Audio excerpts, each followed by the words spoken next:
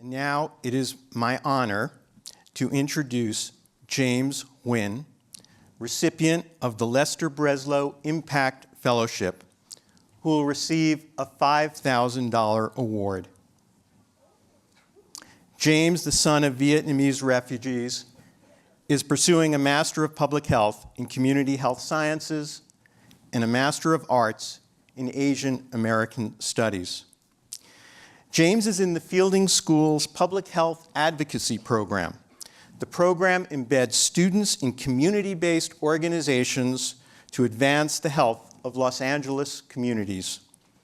As an advocacy fellow, James helped empower people living with HIV/AIDS. His story speaks to his sense of belonging in a deeply personal way. Let's watch James' winning video. James will then join us on stage to share a few words.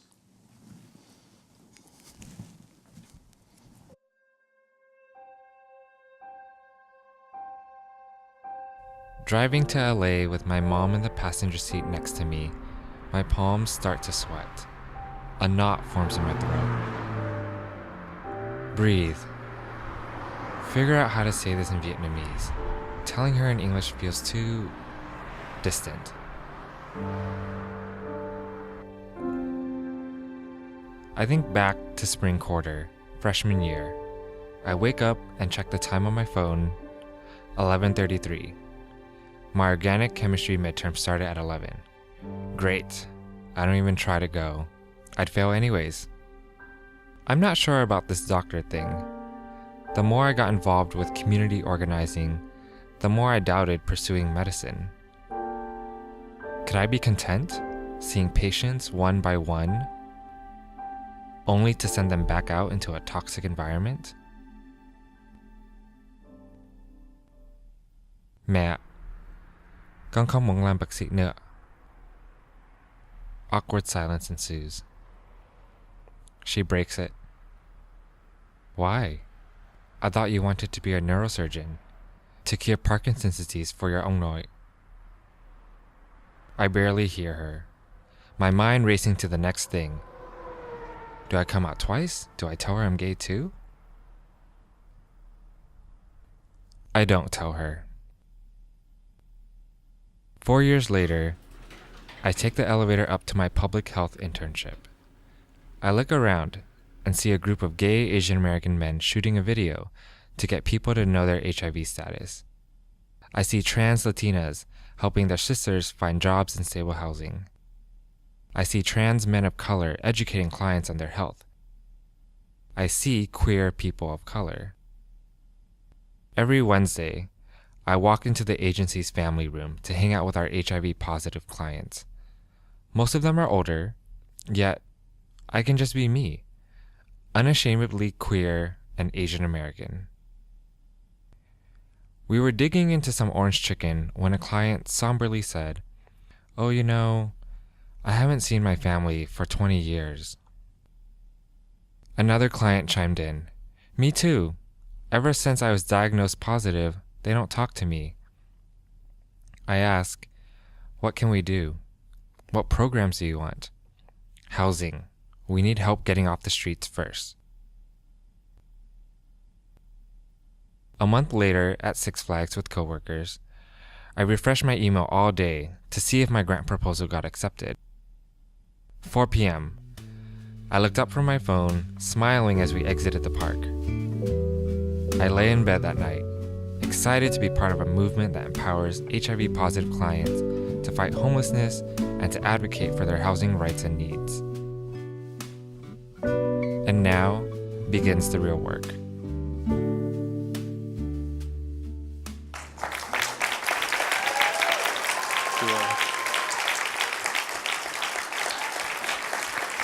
And we did a lot of work. But 10 months later, not only was every single program objective met, results show we exceeded all of them. We recruited 12 clients living with HIV/AIDS and trained them to become peer housing advocates. These 12 individuals created workshops on financial literacy, communication skills, and advocacy strategies to increase housing opportunities. Their efforts reached more than 100 other HIV-positive community members, which is incredible for this population, who are now mobilized to fight for their rights regardless of HIV status. Through this internship, which was funded by the Fielding School, by the way, thank you very much, I thought that this kind of work, living the nonprofit life, directly working with queer and trans people of color, would be the career that I settled into after getting my master's. From this training, I felt well prepared to start engaging in this important work.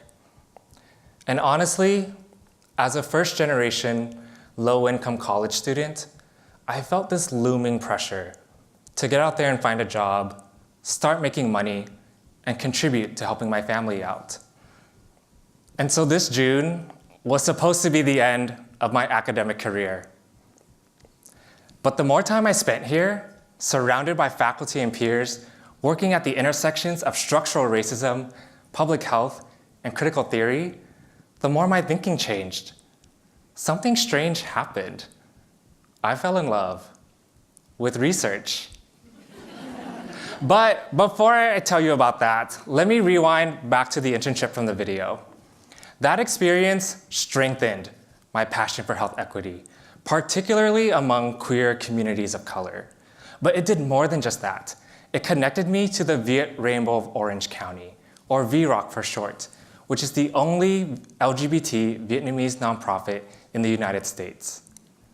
I remember walking to my first meeting, and I noticed all these Vietnamese parents speaking in Vietnamese, and they were actually saying nice things about queer people. I was shocked. I had never experienced anything like that before. But then I noticed something else.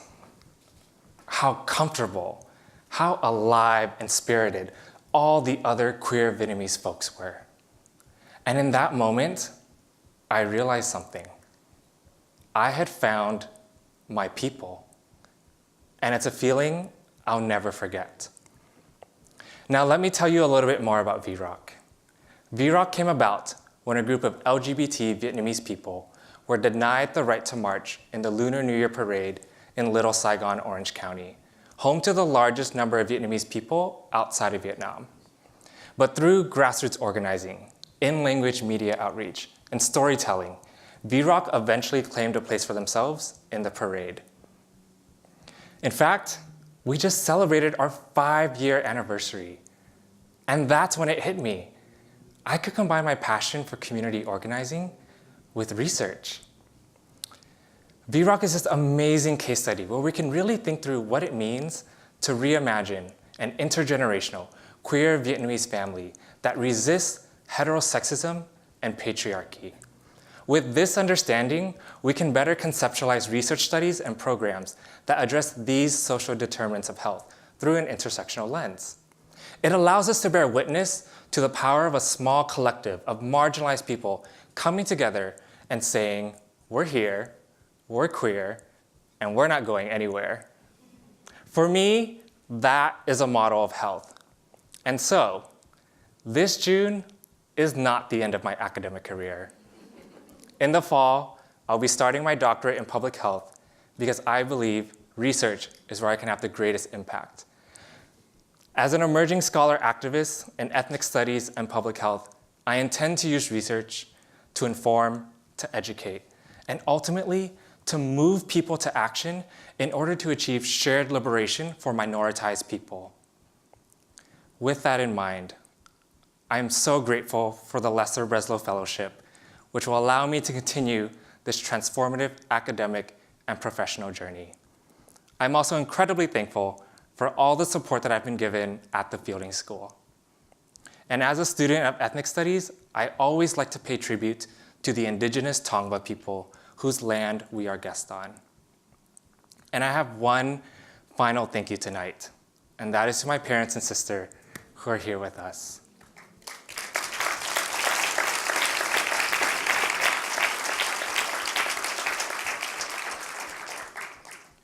Ba, mẹ, em bé, cảm ơn vì tất cả.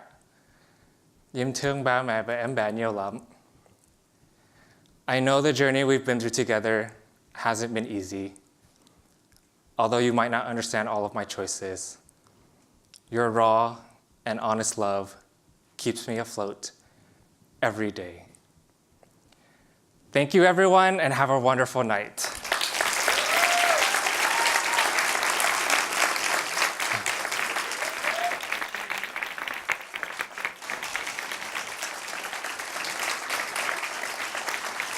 Thank you.